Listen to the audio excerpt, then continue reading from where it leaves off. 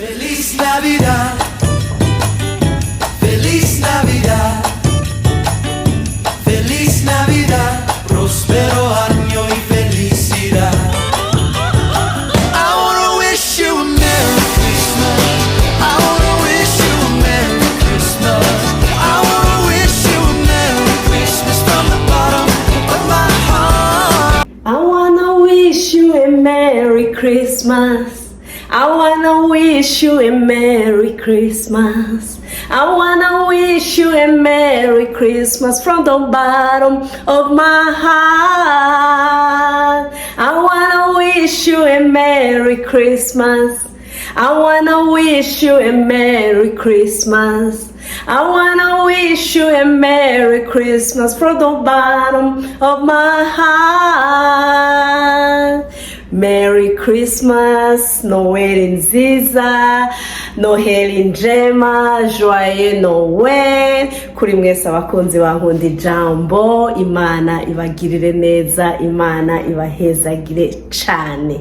Ndabaramukije cane, ndabahaye ikaze, ndabifurije ibihe vyiza vya Noel, ndabifurije ibihe vyiza byo kwibuka Yesu Kristo umwami wacu, ico yaje gukora kuri iyi si, ingene yaje, ico yakoze mu buzima bwacu. Ndasubiye kubabwira ngo n'umunezero mwinshi kubana namwe, n'umunezero mwinshi kubagira hano, n'umunezero mwinshi n'iteka, n'ukuri muri ivyo yavuze ngo hari iteka natewe ngo rugira vyose ngo yangiriye neza. Haleluya. Nukuri iri niteka natewe kubagira, niteka natewe ko Imana yangiriye neza ikangabira umurimo wayo. Paulo niwe yigeze kubivuga mu gitabo yandikiye Timoteyo, aravuga ngo ndashima ngo Uhoraho ngo ko yanyizeye ngo akangabira umurimo wiwe.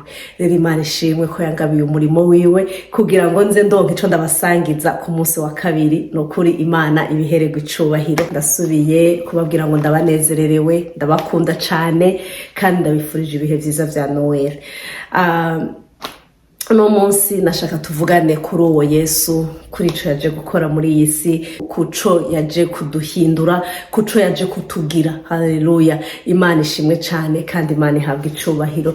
Reka nsome imirongo mikeyi. No munsi fata umwanya munini kwari uko bifuriza Noel nziza. Ndazi muri vyinshi murafatiriwe, nta mwanya munini fata, ariko reka nsome imirongo mikeyi iri muri Matayo igice ca mbere kuva kuri 21 gushika kuri 23. Haravuga ngo azovyara umwana w'umuhungu, nawe uzomwite Yesu, kuko ari we azokiza abantu biwe ivyaha vyabo. Ivyo vyose vyabaye bityo ngo ivyo umwami Imana yavugiye mu kanwa kuvugishwa nawe bishike. Ngo raba, inkumi izotwara inda ivyare umwana w'umuhungu, bazomwita Emmanuel, risobanurwa ngo Imana iri kumwe natwe. Imana ishimwe cane. N'aya majambo makeyi nashaka tuvugana no munsi.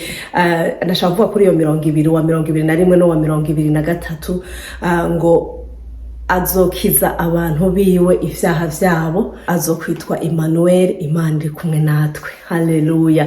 Imana ishimwe cane gose.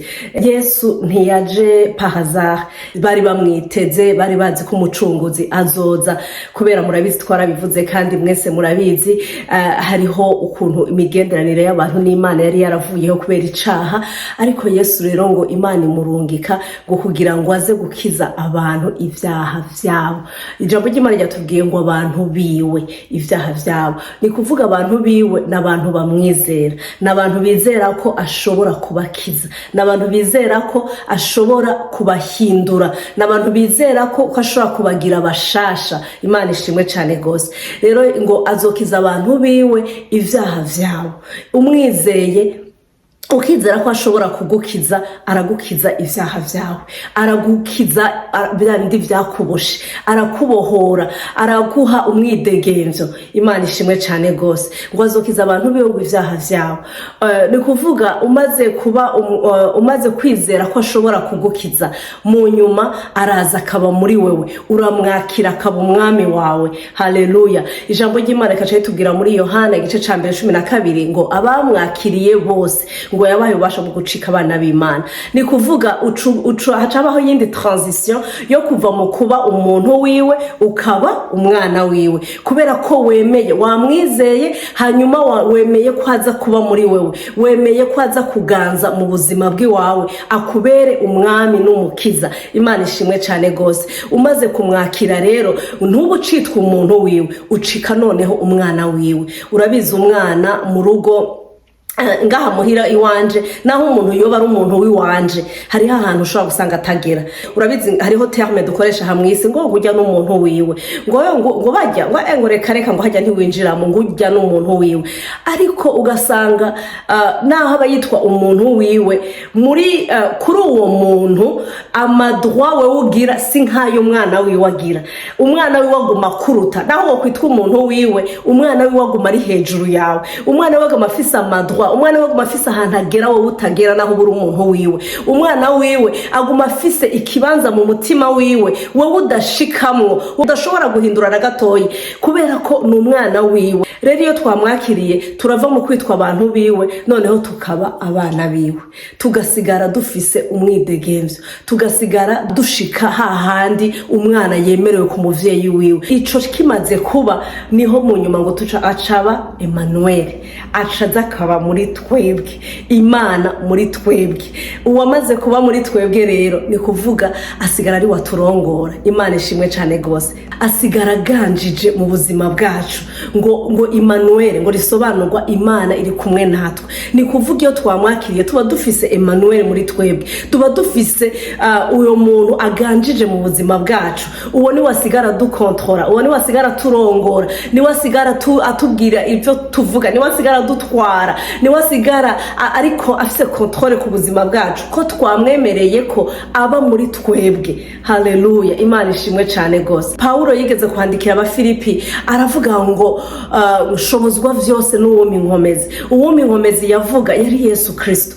Yesu ni wadushoboza vyose, ni wadushoboza kunesha icaha catunaniye kunesha, ni wadushoboza guhagarara dushikamye, ni wadushoboza kudasubira inyuma, ni wadushoboza kutarambirwa n'urugendo, ni wadushoboza kudacika intege mu kigeragezo, ni wadushoboza, ni waduha inkomezi. Yavuze ngo vyose, shobozwa vyose. Yavuze ngo shobozwa vyose, ni kuvuga vyose ni vyose nyene. Nta na kimwe adashoboye, nta na kimwe atadushoboza iyo tumufise muri twebwe. Iyo ari Emmanuel, ni kuvuga iyo abaye mu buzima bwacu, iyo aganjije muri twebwe. Imana ishimwe cyane gose.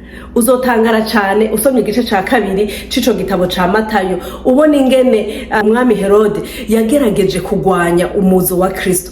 Ubonye ingene yashatse kumwica, kugeza yaho yatanze itegeko ryo kwica abana bose b'abahungu bari munsi y'imyaka 2, kuva ku myaka 2 kumanuka, kugira gusa arondere Yesu, kubera ko yarumva ko haje umucunguzi, yarumva ko haje umuntu adasanzwe, yarumva ko haje umuntu aje kuba Emmanuel mu bantu, aje gukiza abantu icaha cabo, aje kubohora abantu, aje gusubiza abantu mu migenderanire yabo n'Imana. Haleluya.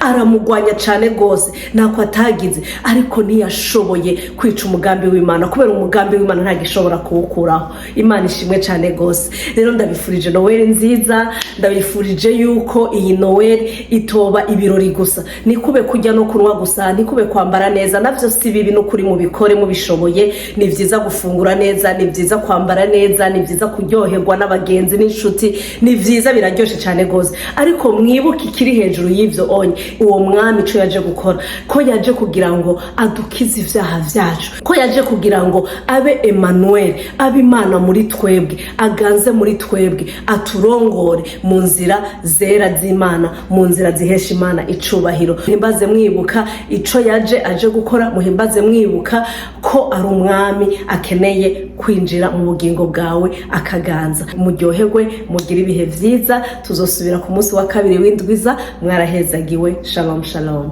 Feliz Navidad, Feliz Navidad, Feliz